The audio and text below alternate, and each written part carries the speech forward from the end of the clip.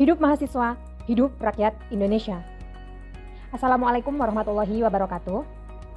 Mohon izin adik-adik sekalian, perkenalkan nama saya Ayu Sajida Daat Arini, dipanggil aja Kak Aai ya. Saya adalah alumni Program Studi Kesehatan Masyarakat Universitas Islam Negeri Syarif Hidayatullah Jakarta tahun 2016. Jadi saya masuk menjadi mahasiswa baru seperti adik-adik sekalian saat ini di tahun 2012 silam. Suatu kebanggaan bagi saya di sini untuk bisa berbicara di depan adik-adik sekalian, menyambut adik-adik sekalian menjadi bagian dari keluarga besar Fakultas Ilmu Kesehatan Universitas Islam Negeri Syarif Hidayatullah Jakarta. Congratulations to you all. Menjadi mahasiswa adalah suatu privilege sendiri yang patut kita syukuri bersama. Karena tidak semua orang di luaran sana beruntung memiliki kesempatan untuk bisa melanjutkan pendidikan ke jenjang yang lebih tinggi. Untuk saat ini di strata 1. Saya diminta oleh panitia untuk berbagi pengalaman dan juga sedikit mengutarakan nostalgia saya selama menjadi mahasiswa di Kesmas UIN Syarif Hidayatullah Jakarta sampai perjalanan saya setelah menjadi alumni dan sampai saat ini. Untuk disclaimer, apa-apa yang menurut adik-adik semua baik, silahkan untuk diambil. Dan kita semua adalah belajar di sini, bersama di sini. Tidak ada satu lebih unggul dari yang lainnya, hanya kita memiliki jam terbang yang sedikit berbeda. Seperti itu saja. Pengalaman organisasi. Sebelum saya flashback ke zaman saya menjadi mahasiswa, baiknya saya menceritakan sekarang saya ada di mana, domisili saya di mana, apa yang sedang saya kerjakan, atau alias profesi saya apa ya. Sekarang saya berdomisili di Kabupaten Jember, Jawa Timur. Itu memang kabupaten atau kota asli kelahiran saya.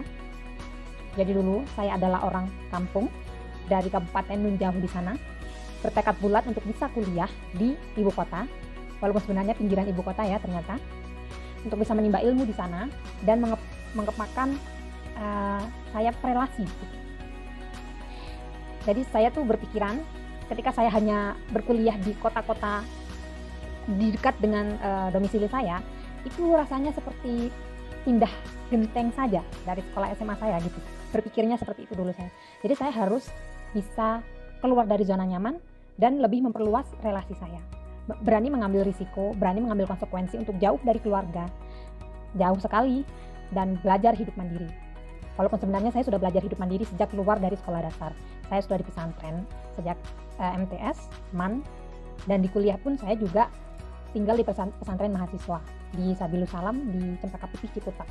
Jadi saya saat menjadi mahasiswa dulu, saya di satu sisi menjadi mahasiswa Kesmas, di satu sisi saya juga jadi menjadi mahasantri di pondok pesantren Sabilus Salam Ciputat, membagi waktu saat itu.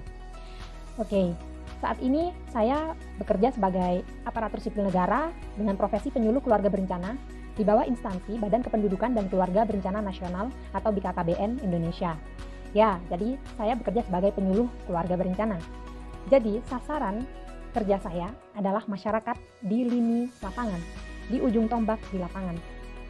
Itu sangat sekali sesuai dengan passion saya semenjak saya masih menjadi mahasiswa. Jadi apa yang saya dapatkan, ilmu-ilmu, pengalaman belajar lapangan, semua mata kuliah, semua petuah-petuah dosen, bahkan pembelajaran software yang diajari oleh dosen sampai detik ini masih sangat bermanfaat bagi saya di dunia kerja. Jadi mari kita doakan bersama semoga dosen-dosen kita di Fikes mendapatkan pahala jariah yang luar biasa ya. Ini saya hanya satu alumninya, saya berkaca-kaca ini kalau ingat dosen-dosen. Hanya satu alumninya, belum lagi alumni yang tersebar di seluruh Indonesia. Semoga amal jariah selalu senantiasa mengalir bagi beliau-beliau di sana. Salam nanti ya adik-adik ya buat dosen-dosen di Kesmas khususnya. Jadi saya sudah bekerja selama 2 tahun di BKKBN ini, 2 tahun 6 bulan ya lebih tepatnya. 1 tahun masa CPNS dan setelahnya saya sudah menjadi resmi jabatan fungsional tertentu. Sebelum menjadi penyuluh keluarga berencana, mundur, saya bekerja sebagai petugas promosi kesehatan di bawah Dinas Kesehatan Kabupaten Jember, ditempatkan di puskesmas gitu ya. Lagi-lagi, hal tersebut mengkonfrontasikan saya untuk bekerja bersinggungan langsung dengan masyarakat. Di sini saya ingin memberitahukan kepada adik-adik semuanya, since your very first day, khususnya untuk kesehatan masyarakat ya, karena saya dari program studi kesehatan masyarakat, ranah pekerjaan kita sangatlah luas. Dimanapun masyarakat berada, kesehatannya harus kita upayakan untuk mencapai derajat kesehatan yang baik. Dalam berbagai segmentasi, masyarakat di dunia kerja, ada kesehatan dan keselamatan dan kesehatan kerja atau KESLIM juga, khusus dengan mempelajari penyakit atau persebarannya seperti saat ini yang kita sedang mengalami pandemi COVID secara global, ada peminatan epidemiologi.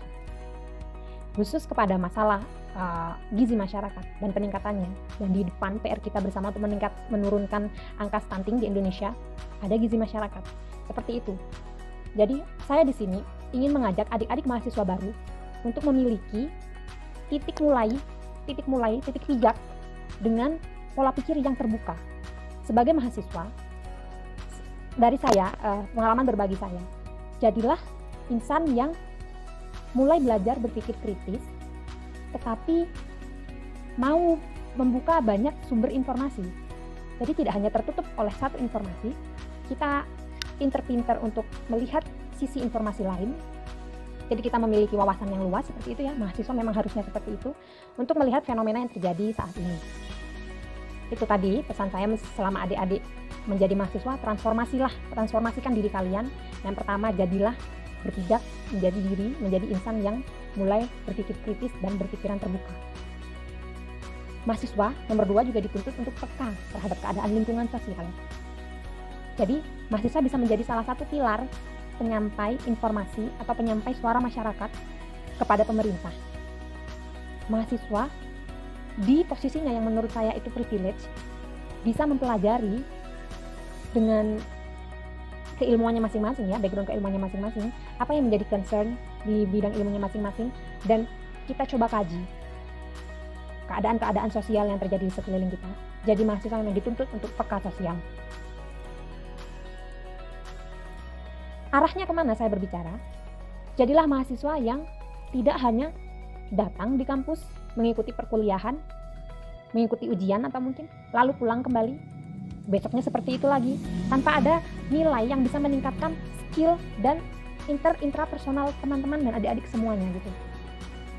Secara kognisi, kemampuan kognisi kita mungkin bisa diasah melalui belajar, mengikuti kegiatan belajar bersama dosen, membaca slide dosen, membaca buku-buku di perpustakaan, membaca jurnal yang sudah tersedia dengan mudahnya saat ini.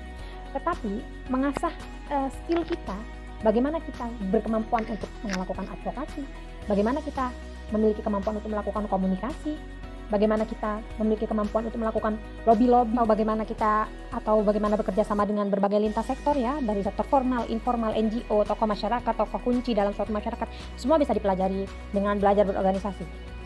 Ketika flashback dulu saat jadi mahasiswa baru seperti adik-adik sekarang ini, Ketua BEM Fakultas dan jurusan saya saat itu melakukan orasi di depan kami semuanya dengan sangat berapi-api dan semangat. Menurut saya, satu kata saat itu, keren, it was so cool. Jadi bisa menyuarakan aspirasi dan pendapat dan suaranya di depan halayak umum, menurut saya adalah keren. Jadi dalam benak saya saat itu, saya harus jadi ketua BEM. Entah saya dapat suara dari mana, tapi itu yang saya ilhami dari kejadian saat itu ya, beberapa tahun silam. Untuk mencapai itu, untuk mengikuti passion saya, jadi dimulai semester 2 atau 3 saya sudah mulai aktif bergabung di BEM jurusan. Saat itu namanya masih BEM ya, Badan Eksekutif Mahasiswa Jurusan di Kesmas. Saya anggota P2K, Pendidikan Penelitian Keilmuan, karena saya memang passion di dunia pendidikan dan penelitian dan segala sesuatu yang bersinggungan langsung dengan masyarakat. Naik semester, saya juga memberanikan diri untuk mencalonkan diri jadi ketua BEM.